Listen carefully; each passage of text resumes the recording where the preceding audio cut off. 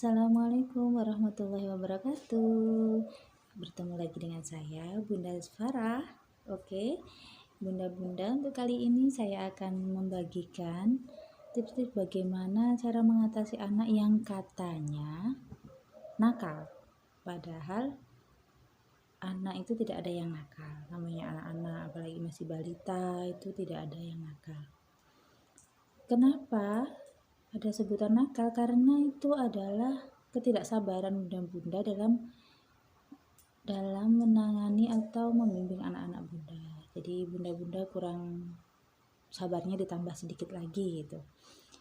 Yang namanya anak atau balita itu tidak ada namanya nakal. Nakal itu adalah, kalau menurut saya, nakal itu adalah sikap apabila seseorang itu dia sudah tahu ini baik, ini buruk, tapi dia melakukan hal yang buruk padahal dia tahu itu buruk. Nah, itu yang namanya nakal kalau menurut saya. Tetapi kalau anak-anak balita atau lagi anak-anak masih dalam masa pertumbuhan dan perkembangan, itu tidak ada yang namanya nakal karena mereka belum tahu mana yang baik, mana yang buruk. Maka itu kita yang perlu membimbing mereka dengan sabar. Dan sabarnya itu memang harus ditambah-tambah ya bunda, tidak boleh putus asa karena kita ingin mendapatkan anak-anak yang sesuai harapan kita gitu. Jadi istilahnya gini, kita menanam pohon, ingin pohon yang besar, atau contohnya gini, kita ingin merasakan durian dengan hasil tanam kita sendiri, maka kita harus menanamnya dari benihnya, atau kita beli benihnya, kita tanam, kita kasih pupuk, kita sirami, kita rawat. Itu kan tumbuhnya lama. Kalau pohon durian itu bertahun-tahun, kita nunggu lama baru dia berbuah. Kadang baru berbuah atau berbunga gugur dulu, nggak jadi dulu kan. Nah, nunggu lagi musim berikutnya nanti berbunga. Kadang berbunganya banyak, habis itu berbuahnya sedikit. Kadang dimakan sama hewan buahnya itu, jadi kita nggak bisa merasakan buahnya lagi. Nunggu lagi musim berikutnya, kan harus sabar ya, ingin memetik. Akhirnya pada saat kita sudah bisa menikmati rasanya, gimana rasanya kan wah gitu hasil jerih payah kita menanam buah itu.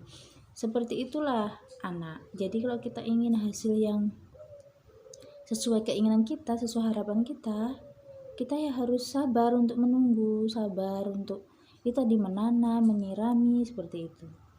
Jadi anak itu tidak ada anak yang nakal.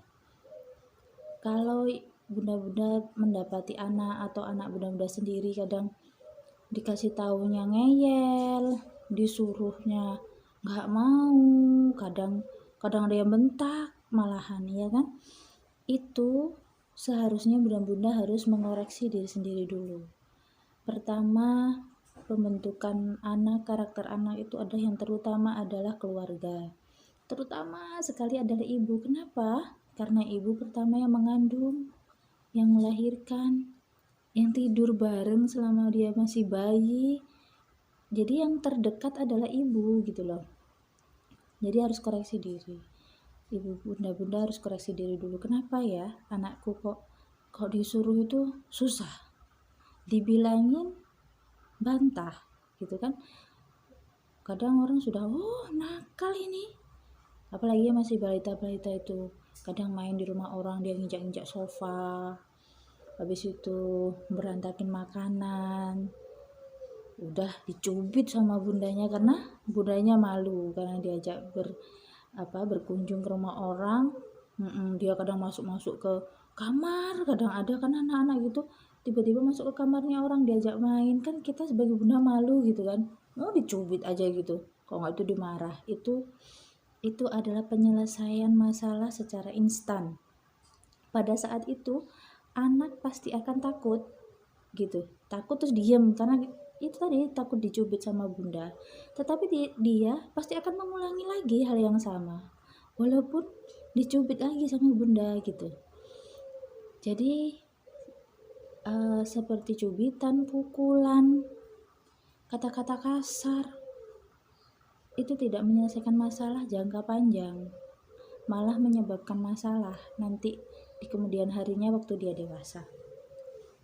Jadi dia meniru dan menyelesaikan masalah itu tadi instan.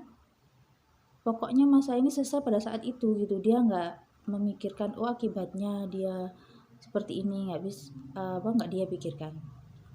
Baiklah, untuk penanganan anak-anaknya sendiri, pertama itu memang yang utama memang dari semua itu dari waktu kita hamil, melahirkan itu sudah harus kita jalin ikatan batin kita yang kuat kepada anak. Jadi kita tidak perlu marah kepada anak. Sebenarnya anak itu bisa nurut sekali loh sama kita. Ini tips dari orang tua saya, kedua orang tua saya itu seperti itu. Saya tidak pernah dimarahi sama orang tua saya, tapi saya takut, sangat takut kepada mereka, kepada beliau itu saya takut.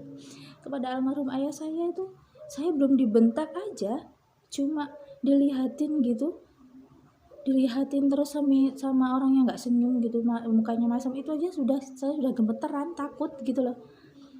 Udah tanya-tanya di diri, aduh aku salah apa ya, kok bapak sampai gini gitu. Jadi tidak perlu memarahi anak ya. Jadi yang perlu kita lakukan adalah kita tegas tapi tidak perlu marah kepada anak, apalagi dia masih balita, dia belum tahu itu baik, itu buruk, ini apa, itu dia belum tahu. Jadi kok dia melakukan kesalahan kan wajar, karena dia belum tahu. Orang tua yang dewasa aja banyak yang seperti anak-anak. Kenapa kadang kita bunda-bunda itu berpikir anak itu harus seperti orang dewasa? Kadang, kamu ini loh kok nggak bisa gini sih gitu, ngomong gitu pada anak umur 5 tahun. Ya gimana ya, mereka itu kan masih anak-anak yang butuh bimbingan gitu. Jadi ya harus sabar. Kalau dia melakukan kesalahan ya dibenarkan, dan dibenarkan kadang gini, oh nggak boleh itu, nggak boleh kayak gitu nak. Anak tanya kan, kenapa bunda gitu.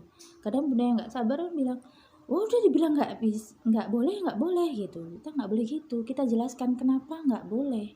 Jadi anak itu kita ajari logika berpikir, oh kalau nggak boleh itu nggak baik ya, nanti akibatnya kayak gini ya, kita jelaskan seperti itu. Terus kadang-kala juga kita harus, seandainya itu adalah hal yang tidak berbahaya, hal yang buruk gitu, kadang kita lepaskan aja biar dia merasakan akibatnya dulu gitu. Nanti akhirnya dia merasakan akibatnya kan, oh iya ya kata bunda memang nggak boleh, ternyata ini toh. Kita harus ngajari seperti itu, memang harus sabar.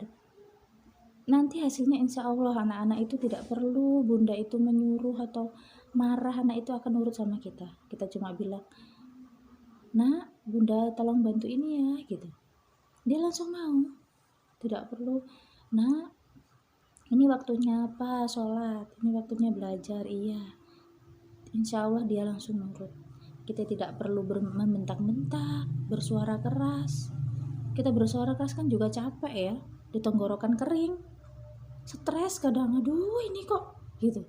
Terus satu lagi, jangan sampai orang tua, terutama bunda, mengucapkan kata-kata jelek kepada anak.